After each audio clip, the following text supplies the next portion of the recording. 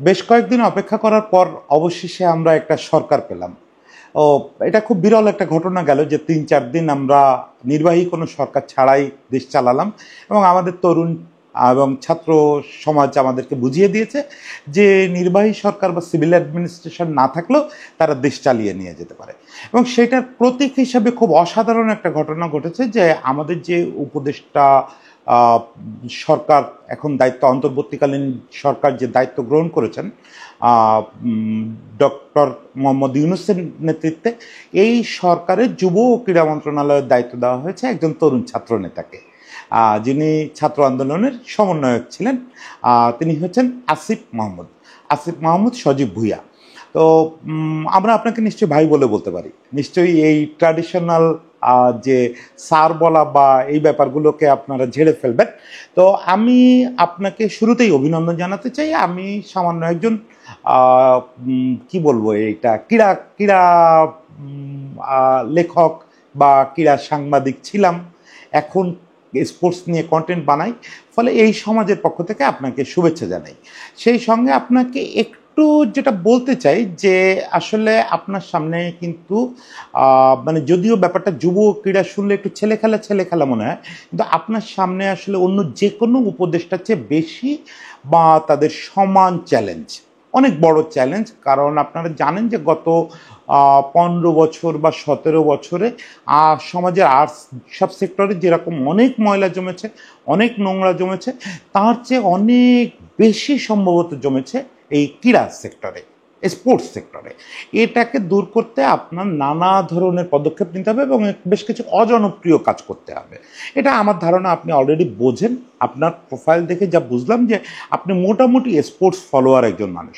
ফলে দেশের স্পোর্টসে আসলে কী কী ডিমান্ড, কোথায় কোথায় প্রবলেম, এই ব্যাপারগুলো অলরেডি আপনার জানা থাকার কথা। এবং আপনাদের প্রজন্মের একটা মহা সুবিধা হচ্ছে যে আপনারা যে কাজে এনগেজ থাকেন না কেন, আপনারা এই ব্যাপারগুলো অলরেডি জানেন। মানে আমি দেখেছি যে আপনাদের প্রজন্মের যে তরুণরা এই যে ট্রাফিক কন্ট্রোল করছে, আবার কখনো ড্রোন উড়াচ্ছে, ড্রোন উড়ায় ডাকাত ধরতেছে, সে আবার ঠিক ইউরোপিয়ান লিগে কি হচ্ছে সে খবর জানে, আবার আর্চারি ফেডারেশনে কি হচ্ছে সে খবরও জানে। মানে আপনাদের যে ইনফরমেশন গ্যাদারিং সিস্টেম, আমাদের ক্ষেত্রে যেটা ছিল যে আমরা তো আসলে মুখস্থ অল্প কয়েকটা সেগমেন্ট নিয়ে পড়তাম, কিন্তু আপনাদের ইনফরমেশন গ্যাদারিং সিস্টেমটা হচ্ছে অনেক ওয়াইড ওপেন এবং এটা ডিজিটাল হওয়াতে আপনারা আসলে আমাদের চেয়ে অনেক বেশি ব্যাপার জানেন। ফলে আপনাদেরকে আসলে ওইভাবে জ্ঞান দেওয়ার কিছু নেই। সোজা বাংলায় বলি, আপনাদেরকে এই যে বুড়োরা কেউ জ্ঞান দিতে আসলে জ্ঞান দেওয়ার কিছু নেই, আপনারা অলরেডি জানেন স্পোর্টসে কোথায় কোথায় পড়বেন। তবে আমি ছোট কয়েকটা জিনিস, মানে এটা শুধু আপনাকে না আর কি সবাইকে বলছি যে আপনার চ্যালেঞ্জটা কী হবে। প্রথমত হচ্ছে আপনার সবচেয়ে বড় চ্যালেঞ্জ হবে ক্রিকেট বোর্ড। এটা আপনি নিজেও জানেন যে ক্রিকেট বোর্ড সবচেয়ে বড় চ্যালেঞ্জ হবে। কারণ হচ্ছে ক্রিকেট আমাদের বাংলাদেশের সিম্বলে পরিণত হয়েছিল, ক্রিকেট দিয়েই আমাদের জাতীয়তাবাদের প্রকাশ, অমুক তমুক এই ব্যাপারগুলো হচ্ছিল। এবং ফ্রাঙ্কলি স্পিকিং একমাত্র খেলা যেটা দিয়ে আমরা গ্লোবালি কিছু অ্যাচিভ করতে পারতেছিলাম। ফলে ক্রিকেটকে আবার আগের জায়গায় ফিরায় নিয়ে যাওয়া বা অ্যাটলিস্ট তার চেয়ে বেটার জায়গায় ফিরায় নিয়ে যাওয়া, সেই জায়গাগুলোতে কাজ করতে গেলে আপনাকে অনেক রকম চ্যালেঞ্জ মোকাবেলা করতে হবে। একেবারে আশু চ্যালেঞ্জ যেটা, সেটা হচ্ছে যে ক্রিকেট বোর্ডের রিফরমেশন। কারণ আপনি জানেন যে ক্রিকেট বোর্ডে বেশ কয়েকজন প্রত্যক্ষ আওয়ামী নেতা ছিলেন। ক্রিকেট বোর্ডের সভাপতি নিজে আবার ক্রীড়ামন্ত্রী ছিলেন এবং তিনি আওয়ামী পরিবারের সন্তান, আওয়ামী রাজনীতি করেই আসছেন, তার কোনো ক্রিকেট ব্যাকগ্রাউন্ড ছিল না। ফলে তাকে তো আপনি রাখতে পারছেন না এবং তিনি অলরেডি শুনছি যে দেশে নেই। এছাড়াও ক্রিকেট বোর্ডে বোর্ড ডিরেক্টররা প্রায় সবাই আওয়ামী নেতা ছিলেন। 2-4 জন যারা নিরপেক্ষ মানুষ তারা দেশে আছেন, মাহবুব ববিবার মতো যারা আছেন ওনারা আছেন। ওনাদেরকে হয়তো আপনাকে কাজে লাগায় আপনাকে যেটা করতে হবে, একটা নতুন ক্রিকেট বোর্ড করতে হবে। কিন্তু এই কাজটা যদি আপনি সরাসরি করেন তাহলে আইসিসির নিষেধাজ্ঞা আসবে। আইসিসির নিষেধাজ্ঞা আসা মানে আমাদের $1 মিলিয়ন ক্ষতি এবং আমাদের ক্রিকেটের পিছিয়ে যাওয়া। সেক্ষেত্রে আপনার এই কাজটা করতে হবে এনএসসির মাধ্যমে। এনএসসিকে দিয়ে ক্রিকেট বোর্ডের সিইও নিজামুদ্দিন সুজন, তাকে দিয়ে আইসিসির কাছে অ্যাপ্রোচ করাতে হবে যে আমরা পরিবর্তিত রাজনৈতিক পরিস্থিতিতে একটা ইন্টারিম বোর্ড, আহ্বায়ক একটা বোর্ড করতে চাই যারা একটা সুষ্ঠু নির্বাচন করবে। সেটা যদি আইসিসি সন্তোষজনক মনে করেন তাহলে আপনি একটা নির্বাচনের আয়োজন করতে পারবেন ক্রিকেট বোর্ডে। এটা হচ্ছে একেবারে ইমিডিয়েট কাজ আপনার, কারণ বোর্ডকে ফাংশনাল করতে গেলে শুধু কর্পোরেট ম্যানেজমেন্ট দিয়ে এটা ফাংশনাল হবে না, আপনার ওখানে একটা নির্বাচিত বোর্ড লাগবে যাদের সঙ্গে আপনি কমিউনিকেট করে আপনি বলতে পারবেন যে আমি এই চাই, আমি এই চাই। ফলে ক্রিকেট বোর্ডকে সংস্কার করা একটা কাজ। আরেকটা এখানে ক্রিকেটে আরেকটা গুরুতর কাজ আছে, সেটা হচ্ছে যে ক্রিকেটে আপনার এক ধরনের মানে ক্রিকেটারদের মধ্যে এক ধরনের রাজনৈতিক প্রবণতা ঢুকে গেছিল, মানে এটা আমাদের রাষ্ট্রের থেকে ঢুকায় দেওয়া হয়েছিল। যেটা আমি সবসময় বলি, সাকিব মাশরাফি এরা যত না এমপি, তার চেয়ে বেশি এরা আসলে ক্ষমতাবানদের সন্তুষ্ট করতে এমপি হয়েছিলেন, আওয়ামী লীগার হয়েছিলেন, এরকম অনেকেই হয়েছিলেন। ফলে গণহারে প্রত্যেকটা বিপ্লবের পরে যেটা হয় যে আপনার যারা ক্ষমতাসীন থাকে তাদের সবাইকে ছেটে ফেলা, তো সেটা করতে গেলে কিন্তু ক্রিকেটে কিছু মানে বিপর্যয়ও আসতে পারে।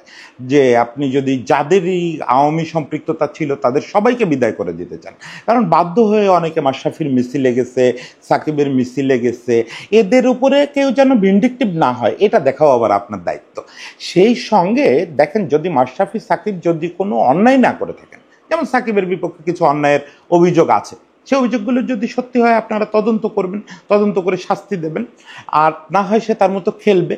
আর মাশরাফি দেখেন, মাশরাফির বিপক্ষে সুস্পষ্ট কোনো অন্যায়ের অভিযোগ এখনো শুনি নাই, যদি থাকে শাস্তি দেবেন, না হলে তাদের এক্সপার্টাইজটা কাজে লাগানোর চেষ্টা করবেন, কারণ এরা বাংলাদেশের ক্রিকেটের সিম্বল, এরা বাংলাদেশের ক্রিকেটকে একটা ধাপ এগিয়ে দিয়েছে। এবার ক্রিকেটে আপনাকে আরেকটা বড় কাজ করতে হবে, নতুন যে বোর্ড আসবে সেই বোর্ডের দ্বারা আপনাকে নিশ্চিত করতে হবে ক্রিকেট কাউন্সিলরশিপ নিয়ে যে একটা ভয়াবহ সিন্ডিকেট ইসমাইল হায়দার মল্লিক এবং পাপন ভাই তৈরি করছিলেন, যে একসঙ্গে ওনাদের হাতে 40-50টা ক্লাবের কাউন্সিলরশিপ, ওনারা যাকে বলবেন সেই ডিরেক্টর হবে, এই যে সিন্ডিকেটটা ভাই যে কোনোভাবে ভাঙতে হবে।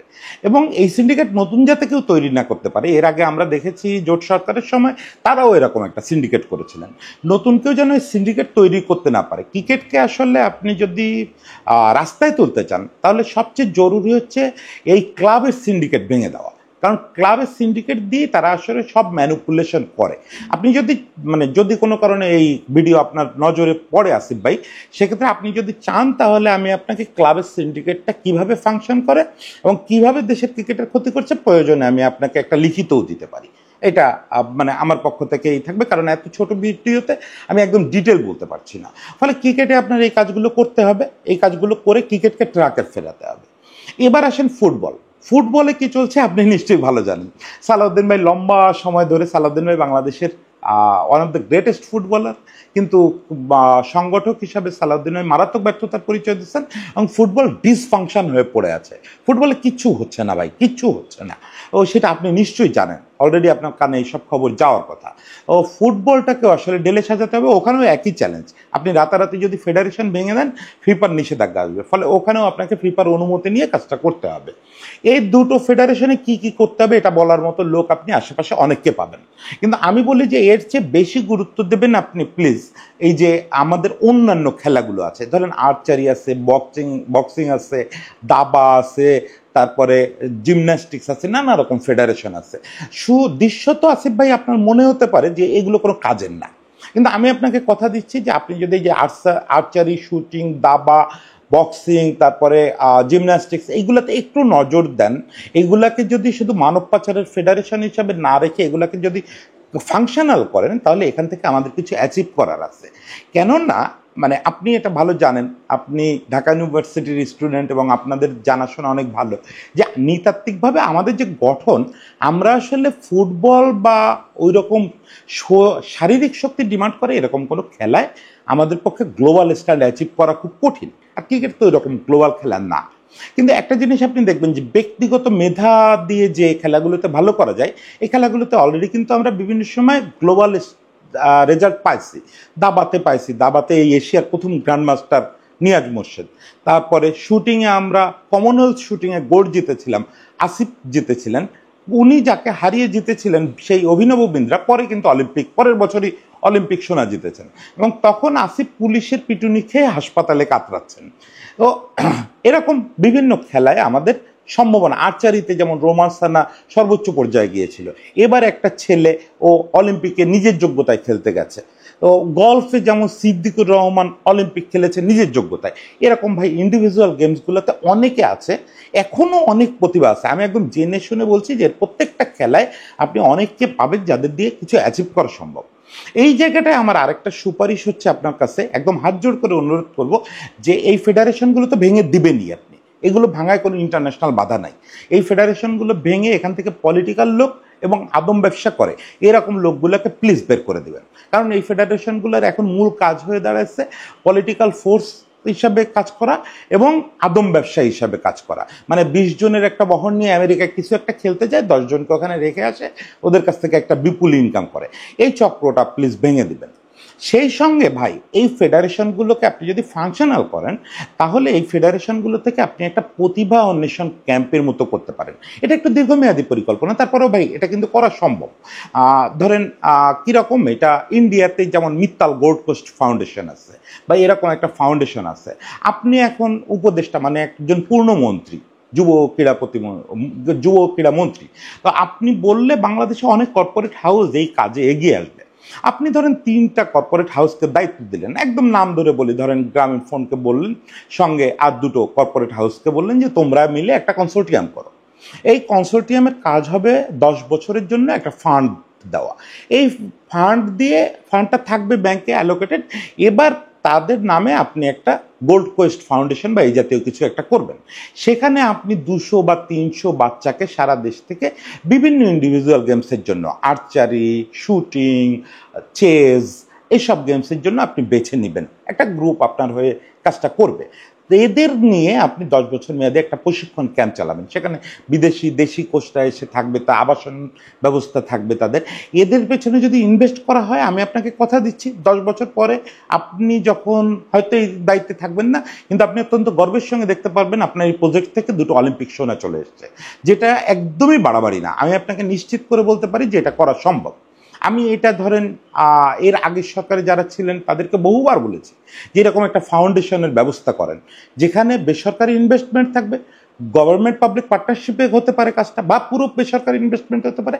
কিন্তু আমাদের ইন্ডিভিজুয়াল স্পোর্টসে পদক টার্গেট করে, অলিম্পিক পদক টার্গেট করে এরকম একটা ফাউন্ডেশন করা জরুরি।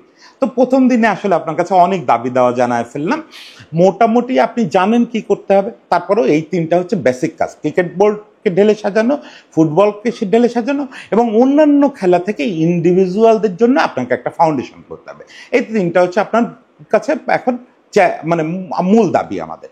তবে আমি শেষ দিকে একটা বলে, আমি সবসময় বলি যে আপনাদের কারো কাছ থেকে জ্ঞান নেওয়া দরকার নাই, কারণ আপনারা নিজে এগুলো খুব ভালো বোঝেন। তারপরও ভাই, মানে কি হয় যে যারা অনেক দিন ধরে একটা কাজ করছেন, তাদের একটা এক্সপার্টাইজ গড়ে ওঠে, তাদের কাছ থেকে একটা নতুন চিন্তা বা কি হচ্ছে ভেতরে এই ব্যাপারগুলো জানা যেতে পারে। ফলে যুব ক্রীড়া মন্ত্রণালয়ের দায়িত্ব পাওয়ার পর আপনার কাছে আমার একটা অনুরোধ থাকবে যে আমাদের দেশে কিছু পোড় খাওয়া সংগঠক এবং সাংবাদিক আছেন, যারা দেখেন জীবন এবং জীবিকা সব ত্যাগ করছেন স্পোর্টসের জন্য। পোড় খাওয়া কিছু সাংবাদিক এবং সংগঠক, এরা কখনো কোনো দলের লেজুর ভিত্তি করেননি, কোনো দলের জন্য কাজ করেননি। আপনারা যেরকম একটা নিরপেক্ষ মানুষের সরকার নিয়ে আসছেন এবং মানুষের জন্য কিছু করতে আসছেন, এই মানুষগুলোও তাই করছে। এই লোকগুলোকে নিয়ে আপনি একটা সিটিং দিতে পারেন, মানে একটা বৈঠক হতে পারে। সেখানে আপনি ওনাদের কাছ থেকে একটা কি বলে এটাকে, লম্বা মেয়াদের, ছোট মেয়াদের বিভিন্ন ধরনের সাজেশন নিতে পারেন। নিতেই হবে, নট নেসেসারি নাও নিতে পারেন, নিতেও পারেন, কিন্তু ওনাদের সঙ্গে বসলে খুব ভালো হয়। যেমন আমি যদি কয়েকজনের নাম বলি, যেমন সাংবাদিক উৎপল শুভ্র, আরিফুর রহমান বাবু, তারপরে এরা সিনিয়রদের মধ্যে আছে। আবার জুনিয়রদের মধ্যে যেমন আরিফুল ইসলাম রনি আছে, বা আমাদের এখানে কিকেনফোর প্রতিনিধি আছে ইসাম, এদেরকে আপনি ডাকতে পারেন। সঙ্গে সংগঠকদের মধ্যে আপনি আহমেদ সাজ্জাদুল আলম ববি, যদিও আওয়ামী ঘরানার কিন্তু অত্যন্ত নিরপেক্ষ মানুষ। তারপর সৈয়দ আশরাফুল হক, সারা জীবন আওয়ামী লীগের সঙ্গে কাজ করছেন, কিন্তু উনি কিন্তু বিএনপি ঘরানার মানুষ, ফলে ওনারও দলীয় কোনো সমস্যা নেই। এরকম অনেক সংগঠক আছেন, আপনি একটু খোঁজ নিলেই জানতে চাইবেন। আবারও বলি যে আপনি যদি মনে করেন এই ভিডিও যদি কোনোভাবে আপনি দেখেন, আপনি যদি মনে করেন এই ব্যাপারে আমি আপনাকে একটা তালিকা পাঠাতে পারি যে বাংলাদেশে নিরপেক্ষ এবং স্পোর্টস ডেডিকেটেড সাংবাদিক ও সংগঠক কারা, এদের সঙ্গে আপনি একটা বৈঠক করতে পারেন। একেবারে শুরুর কাজ এটা হতে পারে। তো যাই হোক, অনেক কথা বলে ফেললাম, মনে হলো যে আপনাকে বোধহয় জ্ঞান দেওয়ার চেষ্টা করছে, মোটেই না। আসলে নিজেদের একজনকে ওই দায়িত্বে দেখার পরে আনন্দটা সামলাইতে পারিনি। মনে হয়েছে যে এই লোকটার কাছে হাত জোড় করে দাবি করা যায় যে ভাই এই কাজগুলো আমাদের জন্য প্লিজ একটু করেন, আমাদের স্পোর্টসটাকে উদ্ধার করেন। আমি খুব করে চাই যে আপনি সব আমি যা বলছি তাই করবেন বা এর বাইরে কিছু করবেন না, এরকম প্রত্যাশা তো করছি না, কিন্তু প্লিজ ভাই আমাদের স্পোর্টসটাকে উদ্ধার করেন। এবং আপনাদের সবাইকে শুভেচ্ছা, আরেকবার আসিফ ভাইকে শুভেচ্ছা জানাই যে আমাদের যুব ও ক্রীড়া মন্ত্রণালয়ের দায়িত্ব নেওয়ার জন্য। অনেক ধন্যবাদ।